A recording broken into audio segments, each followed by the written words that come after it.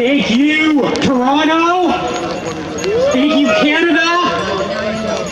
Thank you so much, everyone who's here, who showed up.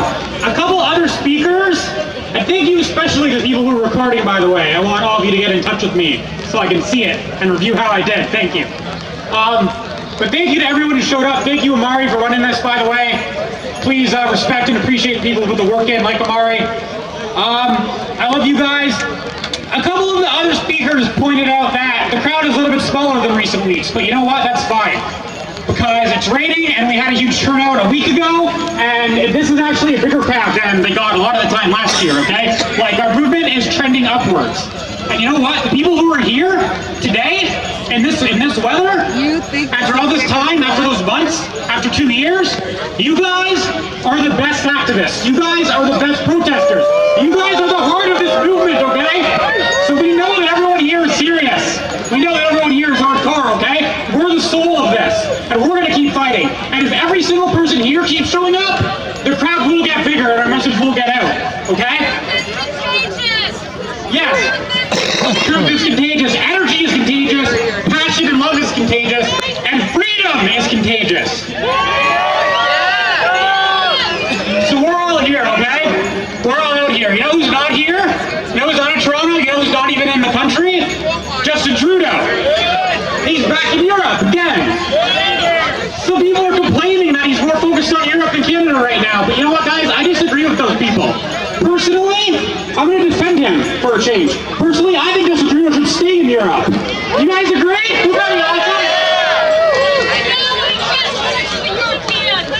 So, yeah, Europe doesn't deserve him. So, some of you may remember me from 2 weeks ago, but if not, so my name's Derick. I'm a civil liberties activist.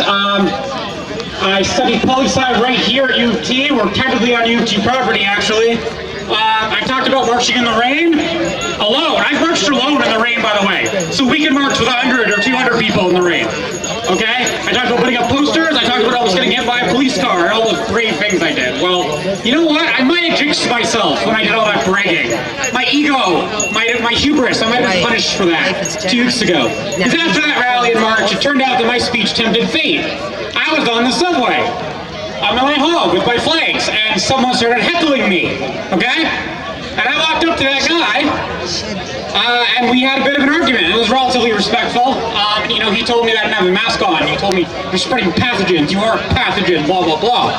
And I told him, well, you know what, according to the science, the mainstream legit science, that loose-fitting cloth mask you're wearing does nothing either.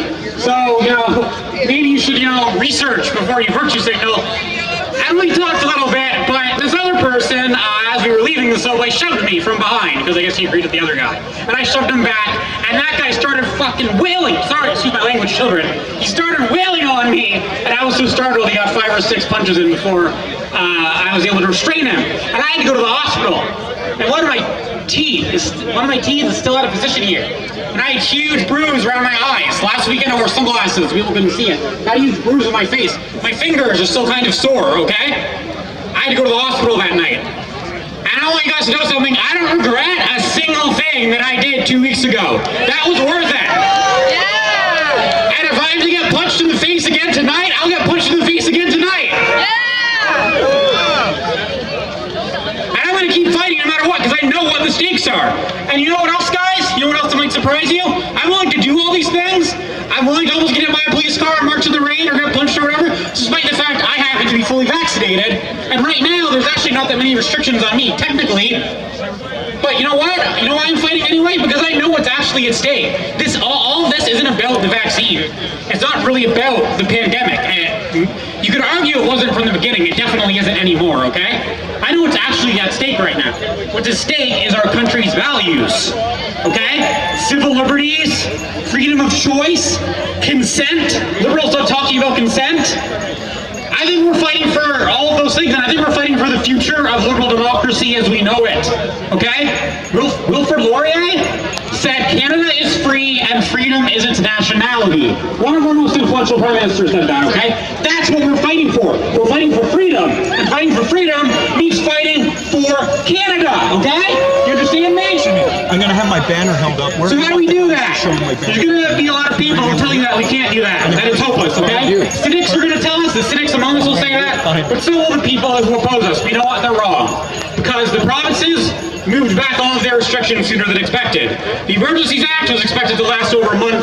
They ended it after 9 days because the Senate was going to vote it down, because they were going to lose those lawsuits, okay? We did those things. The people in Ottawa did those things. It's not enough, okay? But that shows that we have power, okay? When we fight, when we keep showing up, when we keep talking to people. Okay, so here's 3 things that we need to do, okay? Because I don't think any one type of activism works on its own. There's 3 things we need to do.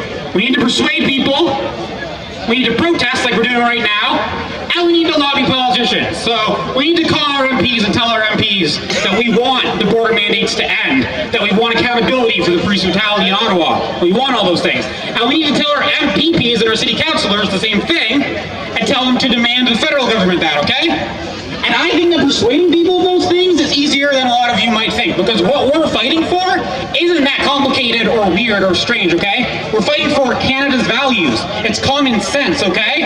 Remind them how many other countries, like the US and the UK and Sweden and Norway and Japan, have already ended their restrictions and mandates and had fewer in the first place. Remind them that the New York Times wrote about the police brutality in Ottawa, which offended a lot of Canadians. The New York Times, okay? Remind them that the WEF is publicly bragging about digital ID, about owning nothing and having no privacy, okay? They're bragging about it publicly. It's not a conspiracy theory. Klaus Schwab wrote a book called The Great Reset. It's not a conspiracy theory if they write a book called that. Politicians like Freeland and Trudeau have been publicly bragging about using the pandemic as an opportunity to control us, okay? And these border mandates for a vaccine that they admit doesn't stop transmission. They say it protects the vaccinated person and no one else. So why do I care if you people are vaccinated? It doesn't make any sense. It's all about cruelty. It's all about control. It's all about the Canadian government saying it owns our bodies, and that includes my bodies, regardless of what medical choice I made. That's what all this is about, okay? So we're going to win because we care more, because we know we're right, okay? The counter-protesting at any of the Phillips of you still had 100 people. That's much smaller than this crowd, which is the smallest crowd we've had in a while, okay? We care more, and that's why we're going to win, okay? So everyone, please keep fighting. If you want to get in touch with me and my people, just search out Freedom Convoy Toronto on Facebook. And before I give the mic to my friend Amari here, I just want to say, I want to do a hold the line chant, because I love that, okay? Because that's exactly what we got to do. We got to hold the line, all right? So I'm going to say it and say it back, please. Hold the line! Hold the line! Hold the line!